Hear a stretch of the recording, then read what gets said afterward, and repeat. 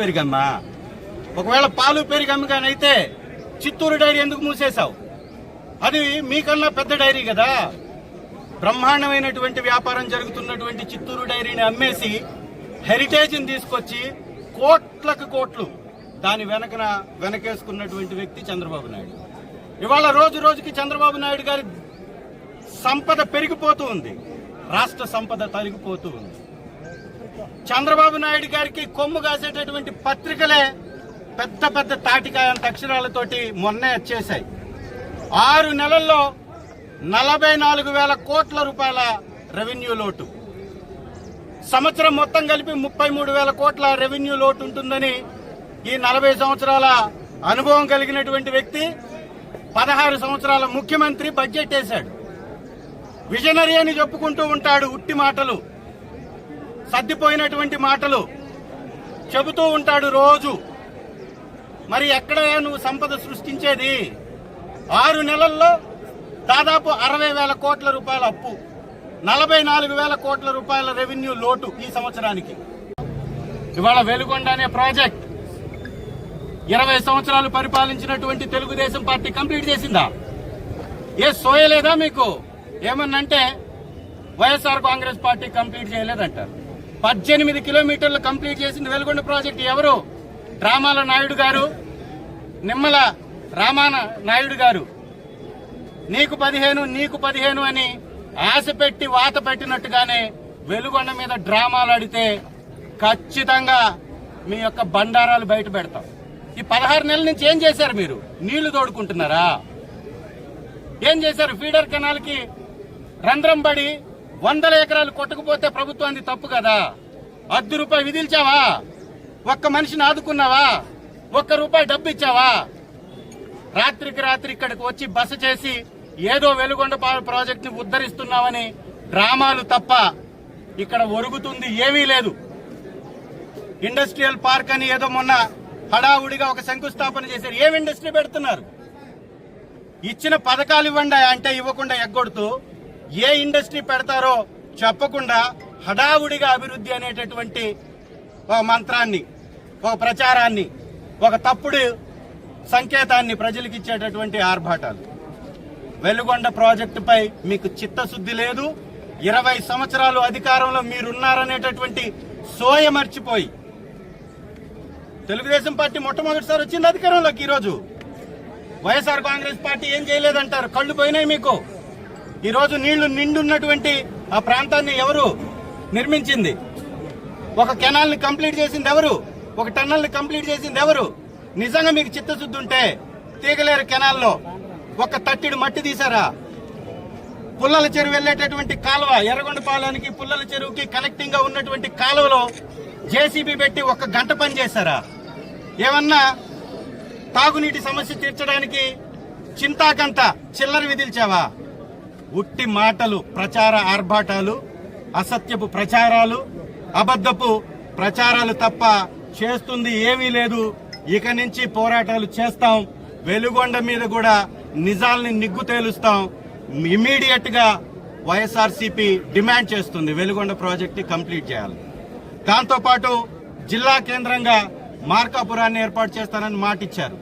శ్రీశైలం అంతర్భాగం కావాలి ఎర్రగొండపాలెంలో.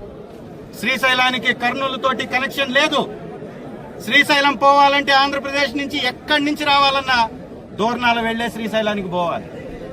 శ్రీశైలానికి ముఖ ద్వారాలుగా ఉన్నటువంటి త్రిపురాంతకేశ్వర స్వామి టెంపుల్, మార్కాపురం టెంపుల్, అలా 4 దిక్కుల 4 టెంపుల్లు శ్రీశైలానికి ఎర్రగొండపాలెం తోటి కనెక్టివిటీ ఉంది. సంస్కృతి, సాంప్రదాయం, ఇక్కడ ఉన్నటువంటి భౌగోళిక స్వరూపం శ్రీశైలం తోటి కనెక్టింగ్ తోటి ఉంటుంది. ఎర్రగొండపాలెం వెనకబడి ఉంది.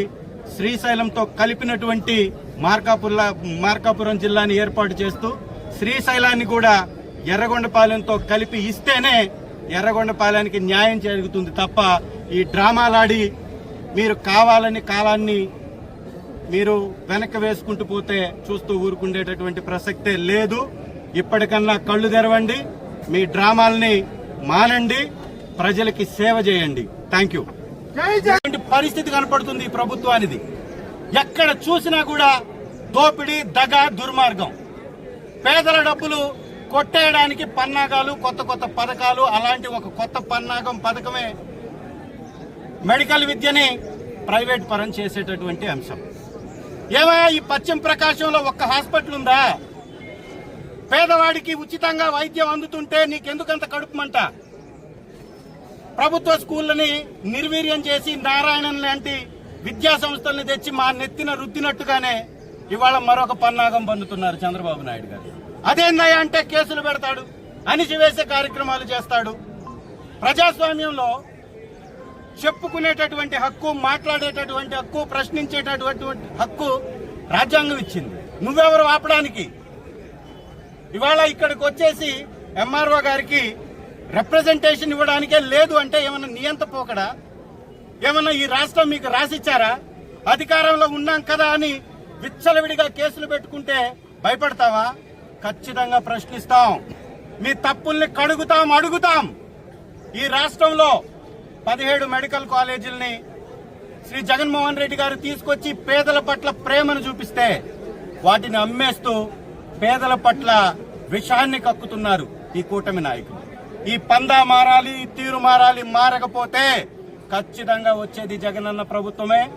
ఎవరైనా కానీ ఈ మెడికల్ కాలేజీలను అక్రమంగా కొట్టేయాలి అని చూస్తే లక్షల కోట్ల ప్రజా సంపద, 5,000 కోట్లు ఖర్చు పెడితే కంప్లీట్ అయ్యేటటువంటి మెడికల్ కాలేజీలని ధారాదత్తం చేసేస్తున్నారు. కోట్ల రూపాయలు, లక్షల కోట్లని ప్రైవేట్ వాళ్ళకి.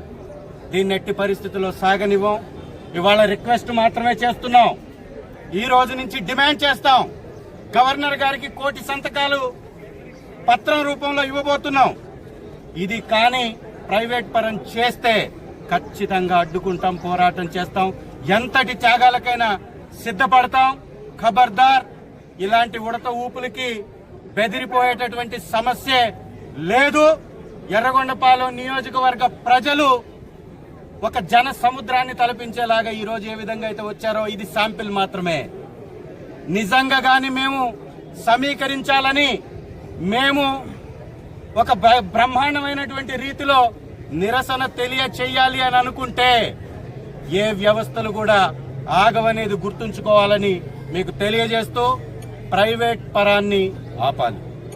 ప్రజలకి వైద్యాన్ని ప్రభుత్వమే అందియాలి. ఇది మా డిమాండు, ఇది ప్రజల హక్కు. చిన్న చిన్న అనారోగ్య సమస్య